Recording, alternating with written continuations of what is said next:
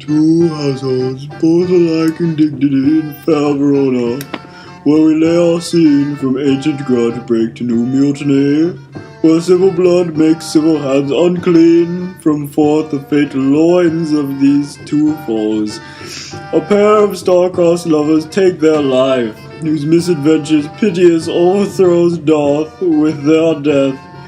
Bury their apparent strife, the fearful passage of death-mocked love, and the continuance of their parents' rage, which but their children's end naught could remove, is now the 2 hours' traffic of our stage, the which if you with patient ears attend, what here shall miss our toil shall strive to mend.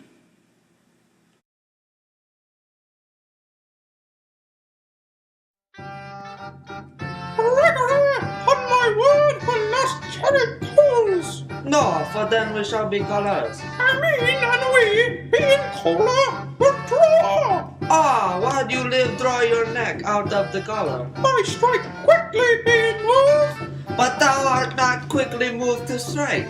A dog of the house of Montague moves me. To move is to stir, but is not to be violent is to stand. Therefore, if thou art moved, thou runnest away. A dog of that house shall move me to stand. I will take the wall of any man or maid of Montague's. That shall be a weak slave, for thou goest to the wall.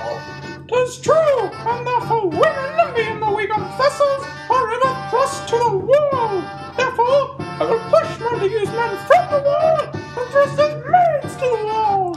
The quarrel is between our masters and us their men. 'Tis all one. I will show myself a tyrant. When I have fought with the men, I will be civil with the maids. I will cut off their heads. The heads of the maids? Aye, the heads of the maids, or their maiden heads. Taking it in what sense thou wilt. Thou must take it in sense that feel it. Nay, I shall feel when I'm able to stand, and 'tis known I am a pretty piece of flesh. 'Tis well thou art not fish. If thou hast, thou hast. Ben poor Jean, draw thy tool. Here comes 2 of the house of Montagues. My naked woman is out. Fool, I will back thee. How? Turn thy back and run. Fear me not. No, Mary, I fear thee. Let us take the law of our sides. Let them begin. I will frown as I pass by and let them take it as they list. Nay, as they dare, I will bite my thumb at them, which is a disgrace to them if they bear it. Do you bite your thumb at us, sir? I do bite my thumb, sir. Do you bite your thumb at us, sir? Is the law of our side if I say nay? No. No, sir, I do not bite my thumb at you, sir, but I bite my thumb, sir. Do you quarrel, sir? Quarrel, sir? No, sir. But if you do, sir, I am for you. I serve as good a man as you. No, but Well, sir. Say better, here comes one of my master's kinsmen. Yes, better, sir. you learn. Draw if you be men. Gregory, remember thy swashing blow. Part, fools, put up your swords. You know not what you do. What art thou drawing among these heartless hinds? Turn thee, Benvolio, look upon thy death. I do but keep the peace. Put up thy sword, or imagine it to part these men with me. What drawn and talk of peace? I hate the word as I hate hell. All Montagues, and thee. Have at thee, coward! Clubs! Bills. And partisans. Strike! Beat them down! Down with the Capulets! Down with the Montagues! Give me thy long sword, who? No. A crutch? Why, I call you for a sword. My sword, I say, when Montagues come and flourishes his blade in spite of me. Thou villain Capulet, hold me not, let me go! Thou shalt not stir one foot to seek a fowl. rebellious subjects, enemies to peace, profaners of this neighbor's stained steel. Will they not hear? What ho, you men, you beasts, that quench the fire of your pernicious rage, with purple fountains issuing from your veins, on pain of torture from those bloody hands. Throw your mistempered weapons to the ground, and hear the sentence of your moved prince. 3 civil brawls, bred of an airy word, by thee, old Capulet and Montague, have thrice disturbed the quiet of our streets, and made Verona's ancient citizens cast by their graves beseeming ornaments, to wield old partisans in hands as old, cankered with peace, to part with your cankered hate. If ever you disturb our streets again, your lives shall pay the forfeit of the peace. For this time all the rest depart away. You, Capulet, shall go along with me, and Montague, come you this afternoon, to know our father's pleasure in this case. To old Freetown, our common judgment place. Once more, on pain of death, all men depart. Who said this ancient quarrel knew a broach? Speak, nephew, were you by when it began? Here were the servants of your adversary, and yours close fighting ere I did approach. I drew to part them, in the instant came the fiery Tybalt with his sword prepared, which, as he breathed defiance into my ears, he swung about his head and cut the winds, who, nothing hurt withal, hissed him in scorn while we were interchanging thrusts and blows. Came more and more, and I fought on part and part, till Prince came who parted either part. Oh, where's Romeo?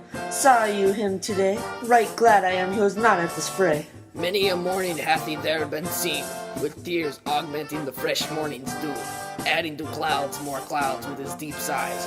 But also soon as the all-cheering sun should in the farthest east begin to draw the shady curtains from Aurora's bed, away from light seals home my heavy son, and private in his chamber bends himself, shuts up his windows, locks fair daylight out, and makes himself an artificial night.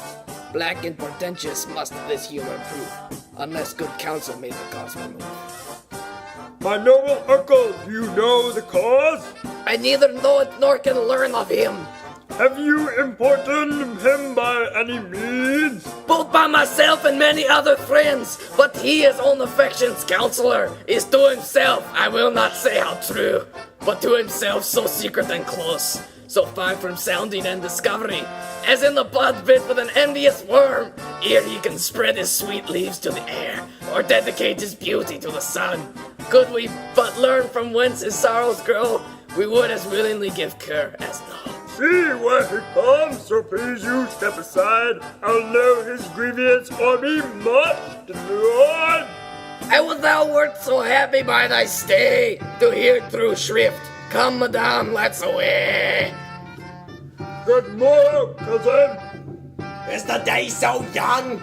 But noon struck 9. I me said hour seem long. Was that my father that went hence so fast? It was. What sadness lengthens Romeo's hours? Not having that, which having makes them short. In love? Out. Of love? Out of her favor, while I am in love. Alas, that love, so gentle in his view, should be so tyrannous and rough in proof. Alas, that love, whose view is muffled still, should without eyes see pathways to his will. Where shall we dine? Oh me, what fray was here? You tell me not, for I have heard it all. Here's so much to do with hate, but more with love. Why then, oh brawling hate, oh loving hate, oh anything of nothing first create. Oh heavy lightness, serious vanity, misshapen chaos of well-seeming forms, feather of lead, bright smoke, cold fire, sick health, still waking sleep that is not what it is. This love feel I, that feel no love is this. Dost thou not laugh? No cause, I rather weep. Good heart, and what? And thy good heart suppression. Why such is love's transgression. Griefs of mine lone lie heavy in my breast, whilst thou wilt propagate to heaven pest. which more of thine, this love that thou hast shown, doth add more grief to too much of mine own. Love is smoke, raised with the fume of sighs, being purged, a fire sparkling in lovers' eyes, being vexed, a scene nourished with lovers' tears. What is it else? A madness most discreet, a choking gall, and a preserving sweat. Farewell, my cuz. Soft, I will go along, and if you leave me so, you do me wrong. Tut, I have lost myself. I am not here. This is not Romeo. He's some other where. Tell me in sadness, who is that you love? What, shall I groan and tell thee? Groan, why no, but sadly tell me who let the dogs out? Bid a sick man in sadness make his will, and a word he'll urge to one that is so ill. In sadness, cousin, I do love a woman. I aim so near when I suppose you love. A right good markman, and she's fair, I love. A right fair mark, fair cause is suited to hit. Well, in that hit you miss. She'll not be hit with Cupid's arrow. She hath Dian's wit, and in strong proof of chastity well armed, from love's weak childish bow she lives unharmed. She will not stay the siege of loving terms, nor bide the encounter of assailing eyes, nor ope her lap to saint-seducing gold. Oh, she's rich in beauty, only poor, that when she dies, with beauty dies her store. Then she has sworn that she will still live in chastity? She hath, and in that sparing makes huge waste, for beauty starved with her severity, cuts beauty off from all posterity. She is too fair, too wise, wisely too fair, to merit bliss by making me despair. She hath forsworn to love, and in that vow do I live dead, that live to tell it now. Be ruled by me, forget to think of her. Oh, teach me how I should forget to think. By giving liberty unto thine eyes, examine others' beauties. 'Tis the way to call hers exquisite and question more. These happy masks that kiss fair ladies' brows, being black puts us in mind they hide the fair. He that is struck and blind cannot forget the precious treasure of his eyesight lost. Show me a mistress that is passing fair. What doth her beauty serve but as a note, where I may read who passed that passing fair? Farewell, thou canst not teach me to forget. I'll pay thy doctrine or else die in debt.